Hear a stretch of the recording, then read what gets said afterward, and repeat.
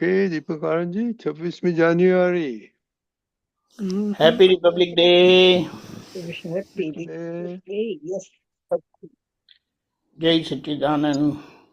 જય સચ્ચિદાનંદ. જ્યાં જ્યાં સમજણપૂર્વક આગ્રહ ખેંચ પકડ છૂટી જશે. જ્યાં જ્યાં સમજણપૂર્વક આગ્રહ ખેંચ પકડ છૂટી જશે ત્યાં ત્યાં મુક્તિનો પ્રત્યક્ષ અનુભવ થશે. ત્યાં ત્યાં મુક્તિનો પ્રત્યક્ષ અનુભવ થશે. અહમ ન દુભાય. બોલો. કોણ આજે આવવાનું છે? આજે મને ખબર પડશે. હવે એક જ મિનિટ, હવે જો મારે પૂછવાનું રહી ગયું. I need to put the name. તો વેઇટ કરવું પડશે. ઓકે કોલ કરો. કન્ટિન્યુ. ઓકે. એટલે સમજણપૂર્વકનો મતલબ શું છે કે કયા હેતુથી મારે આગ્રહ ખેંચ પકડ છોડવી છે એ આપણે સારી રીતે સમજી લઈએ. આમાં એક વસ્તુ કેવી છે કે જેમના ઉપર આપણું દિલ આવેલું હોય ને, જેમના ઉપર આપણું દિલ આવેલું હોય એ કાંઈ પણ કહે ને તો આપણે આનાકાની કરતા નથી. સાચી વાત. અને જ્યાં દિલ નથી હોતું ત્યાં બધો જ વાય, વોટ, હાવ બધા જ એ આવે. ક્વેશ્ચન આવે. રાઈટ. એટલે જ્યારે દીક્ષિત થાય છે ત્યારે પોતે સમર્પિત થાય છે. અને જે ગુરુ હોય છે કે જે આપણા માટે દાદા છે, એમણે બહુ શું કહેવાય જાગૃતિથી, ગોઠવણીથી, કળાથી આપણી પાસે સમર્પણ કરાવ્યું. હું મન વચન કાયા. દીપકાનંદ નામની સર્વ માયા. ભાવ કર્મ દ્રવ્ય કર્મ નો કર્મ. આ પ્રગટ પરમાત્મા પ્રકાશ સ્વરૂપ દાદા ભગવાનના સૂચનોમાં સમર્પણ કરું છું. હવે સમર્પણ કર્યું, ખેંચ પકડ શાની હોય? આ વ્યવહારને લઈને જ હોય છે ને, વ્યવહારમાં જ હોય છે ને. એટલે આપણે જાણતા નથી પણ આપણે દાદાએ આપણી ઓનરશીપ આ નામધારી ઉપરથી કાઢી નાખી સમર્પણ કરાવીને, અને કીધું કે તમને મારા પર વિશ્વાસ છે ને? તો આપણે દાદાના માટે એમ કહેતા હતા મારા કરતાં વધારે તમારા પર વિશ્વાસ છે. હવે આપણે આ કહીએ ખરા, આજે હવે કયા આધારે કહી શકશો કે દાદા મને મારા કરતાં તમારા પર વિશ્વાસ વધારે છે? ત્યારે દાદા દેહે કરીને હાજર હતા એટલે એ મેનિફેસ્ટેડ સ્ટેટ કહેવાય, ગોડ પર્સોનિફાઈડ. એટલે એના કારણે એ કંઈક રહેતું હતું, કંઈક રહેતું હતું. તે પાછું બધાને રહેતું નહોતું. તે પાછું જે પછી આવા આગ્રહ ખેંચ પકડવાના હતા તે એમની સેવામાં રહ્યા ત્યારે પણ એવી જ રીતે રહ્યા અને પોતાની કન્ડિશનથી રહ્યા. પોતાની કન્ડિશનથી દાદાને ફેરવવાનો પ્રયત્ન કર્યો. એટલે દાદાએ એમની રીતે બહુ બધી દવા કરી. હવે આમ કે એક વખત કંઈક સંજોગ આવ્યો હતો અને કંઈક ખેંચાખેંચી થઈ તો સાચા ખોટાની વાત આવીને ઊભી રહી. તો દાદાએ તરત કીધું હું સાચું ખોટું કરવા નથી આવ્યો, હું તમારો આગ્રહ ખેંચ પકડ કાઢવા આવ્યો છું. એટલે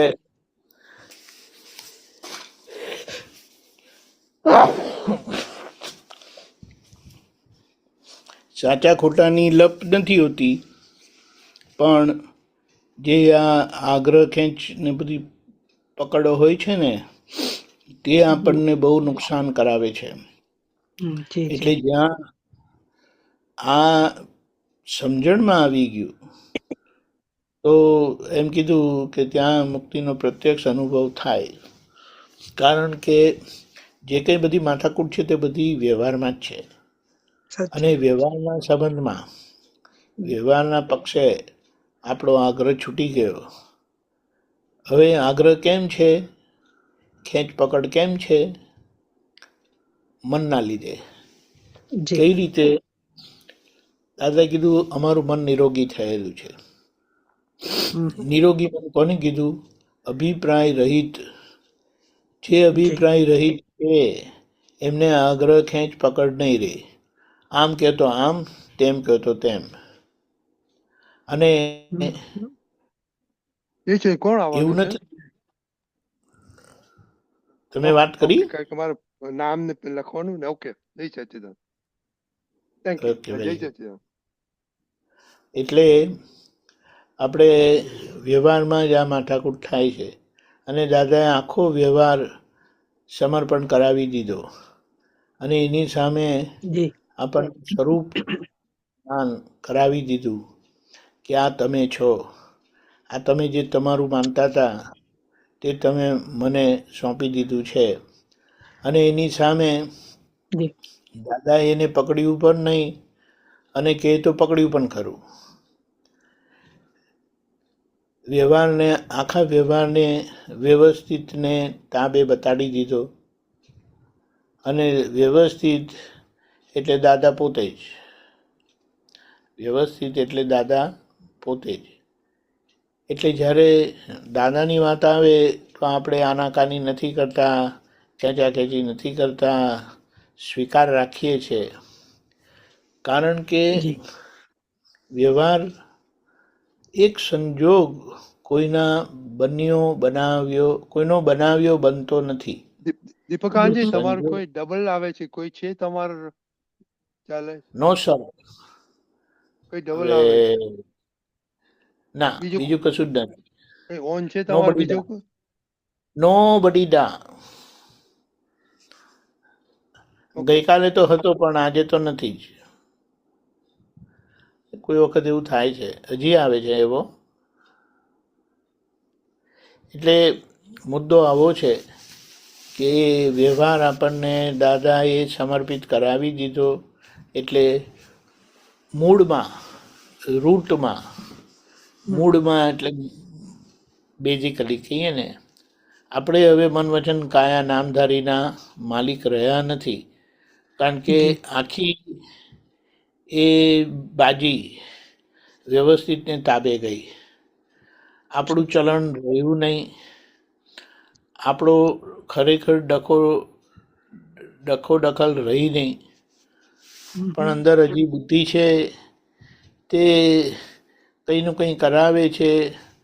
અને નિશ્ચયની કચાશ જ્ઞાન મળવાથી, કૃપા થવાથી, આશીર્વાદ મળવાથી જાગૃતિ તો ખુલ્લી થઈ જ છે, એમાં કોઈ પ્રશ્ન નથી. પણ નિશ્ચય, આજનો નિશ્ચય બહુ મહત્વનો થાય છે.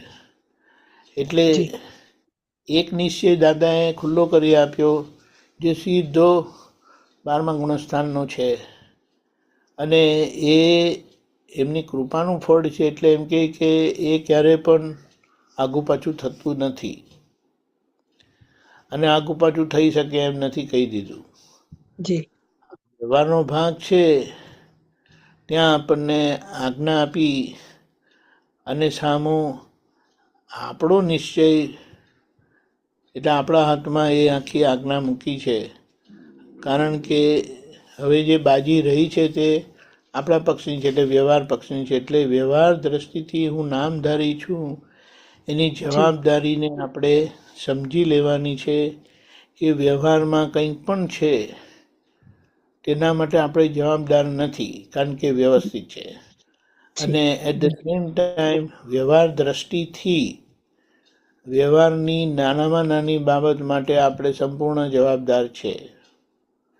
આ બે વસ્તુ સમજવાની છે. વ્યવહાર વ્યવસ્થિતને તાબે કીધો, વ્યવહાર દ્રષ્ટિ વ્યવસ્થિતને તાબે નથી. વ્યવહાર દ્રષ્ટિ તો આજ્ઞા છે, અને જી વ્યવહાર દ્રષ્ટિથી આપણને રહેવા કીધું છે.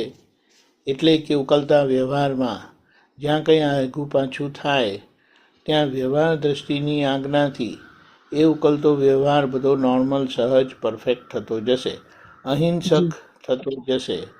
હવે અહીંયા આપણે આ સમજી લેવાનું છે કે હવે દાદા દેહે કરીને નથી, તો એ દાદા જોડે દિલથી કેવી રીતે તમે રહેશો, દિલથી તમારું કેવી રીતે જોડાણ કરી રાખશો, એ દરેકે પોતાના શું કહેવાય સમજણે સમજવાનું રહ્યું. અને તમને એવું લાગે કે કોઈ દિલવાળા છે તો એમને પૂછીને એમની પાસે વાત સમજી લેવાની. કારણ જી કે જી આના વગર છૂટકો નથી. સંસારમાં દિલ લગી હોય તો સંસાર સારો ચાલે. ખેંચ પકડ, ઝઘડા, ખેંચાખેંચી કશી મારું તારું થાય નહીં. અને સાચી જ્યાં દિલ લગી નથી હોતી તો એ ઘરમાં બધું ખેંચાખેંચી, સાચું ખોટું. એને આપણે જો જીવતો દાખલો લઈએ ને, બહુ સરસ દાખલો, તો માતાને, મધરને છોકરાઓ માટે ક્યારેય કોઈ ફરિયાદ નથી હોતી. જી મમતા અને અને આપણે કહીએ કંઈક પણ કે પણ તમારો છોકરો તમારી જોડે આવું જ, પણ એ તો મારું બચ્ચું છે, એ મારો દીકરો છે, એ મારી સાચી દીકરી છે, પણ એ તમારી જોડે એણે આવું કર્યું ના, પણ એ મારું. એ આપણે ગમે તેટલું એમને છેડવાનો પ્રયત્ન કરીએ ને, પણ એ કે એ તો મારું છે ને. સાચી વાત એટલે એના માટે પોતાને કોઈ ફરિયાદ નથી, કોઈ ગીલા શીખવા નહીં, એમ કરીને કહે ને. સાચી વાત આવું જ્યારે આપણને થશે ને, ત્યારે એવા વાત્સલ્ય મૂર્તિ પ્રેમ સ્વરૂપ આપણાથી થવાશે. અને બહારનો વ્યવહાર જ્યાં સુધી પ્રેમ સ્વરૂપ થાય નહીં, એકત્વ ભાવવાળો થાય નહીં, એક થાય નહીં, વ્યવહાર એક છે એવું આપણે કહીએ છીએ, પણ એવું સમજણ અને અનુભવમાં આવે નહીં ત્યાં સુધી આ વ્યવહારની યાત્રા પૂરી થતી નથી. કશે સહેજ પણ એક પરમાણુ પણ આગું પાછું થયું તો ત્યાં એ વ્યવહાર મુક્ત થયો નથી, હજી એ વ્યવહાર બંધાયેલો છે. અને જી ત્યાં કશે ને કશે જોઈશું ને તો આગ્રહ, ખેંચ કે પકડ હશે. અને જી મુક્ત કર્યા પછી પણ મુક્તિનો અનુભવ નહીં થાય. સાચી વાત છે મુક્તિ મળ્યા પછી મુક્તિનો અનુભવ કરવા માટે, મુક્ત કર્યા પછી અને મુક્ત થયા પછી નહીં, મુક્ત કર્યા છે પણ સાચી આપણે મુક્ત થયા નથી. નથી કેમ? સાચી વાત કારણ કે વ્યવહાર પક્ષે હજી કશે ને કશે કોઈને કોઈ પ્રકારે ખેંચ પકડ રહે છે. હવે વ્યવહાર પક્ષે ખેંચ પકડ નહીં રહેવી એ ખરેખર પરાક્રમ છે. અહીંયા વાત આપણે સમજી લેવાની. પરાક્રમ છે એટલા માટે કીધું કે ગમે તેવો ભારે સંજોગ હોય, કારણ કે આ આગળનું હું પણ એક વિટાયેલું મારા પણ ખાલી થાય છે. છે આગળના હું અને વિટાયેલું મારા પણ ખાલી થાય, એટલે એ મારાપણું બહુ પ્રભાવશાળી છે, બહુ બલશાળી છે. એની સામે આપણો નિશ્ચય અને સમજણ જ કામ કરે છે. સાચી બહુ એટલે આ સરસ સમજણ આપણે પાકી કરવાની. અને કેમ કરીને એ દાદા દિલથી સમજાય, દિલથી ઓળખાય, તો એ દાદા દિલથી જીવાશે. અને સાચી જીવાયેલા દાદા શું કરશે? વ્યવહાર પક્ષે કશે કોઈ પણ જગ્યાએ, કોઈ પણ પરિસ્થિતિમાં, કોઈ પણ સંજોગોમાં આગ્રહ, ખેંચ કે પકડવા નહીં દે આપણને. અને ત્યારે ખરો મુક્તિનો સ્વાદ આવશે. જય જી સચ્ચિદાનંદ. જય સચ્ચિદાનંદ. બહુ સરસ દીપકાનંદજી. જય સચ્ચિદાનંદ. જય સચ્ચિદાનંદ. કોણ લાભ આપે છે આજે? અરે વાહ, પ્રોફેસર સાહેબ બહુ સરસ. જય સચ્ચિદાનંદ. જય સચ્ચિદાનંદ.